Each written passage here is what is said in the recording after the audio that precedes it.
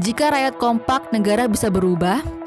Jika rakyat kompak, negara bukan hanya bisa berubah, tetapi pasti berubah. Sejarah dunia selalu membuktikan bahwa kekuatan terbesar dalam sebuah negara bukan berada di tangan pejabat, bukan di balik gedung-gedung megah lembaga negara, dan bukan pula pada partai-partai politik.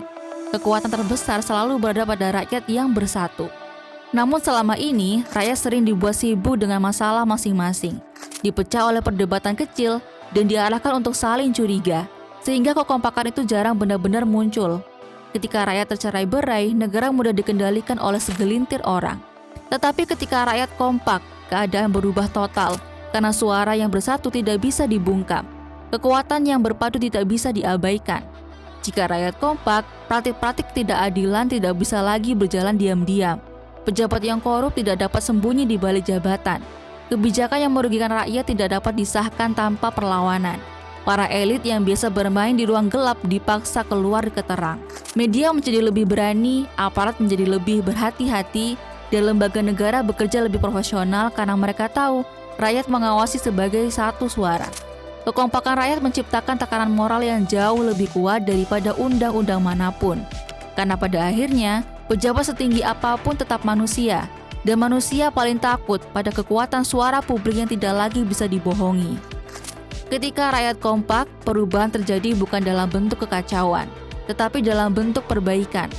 Rakyat yang kompak bukan rakyat yang marah tanpa arah, mereka adalah rakyat yang sadar bahwa negara ini milik mereka.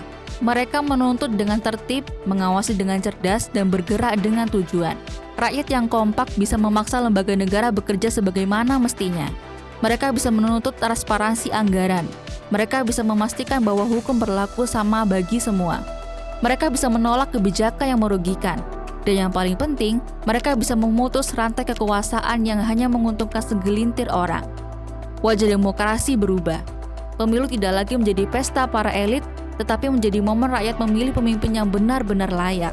Kampanye tidak lagi diwarnai manipulasi karena rakyat sadar dan saling mempertahankan kebenaran. Kampanye dengan uang tidak mempan karena rakyat saling mengingatkan. Media sosial menjadi alat pembelajaran bukan alat adu domba.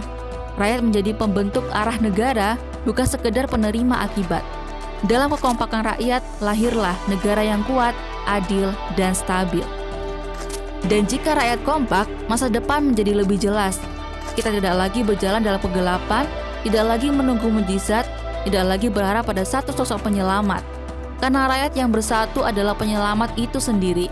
Negara berubah bukan karena satu orang hebat, tapi karena jutaan orang bergerak bersama. Pertanyaannya sekarang bukan bisa atau tidak, tetapi kapan rakyat mau benar-benar kompak untuk memperjuangkan masa depan bersama?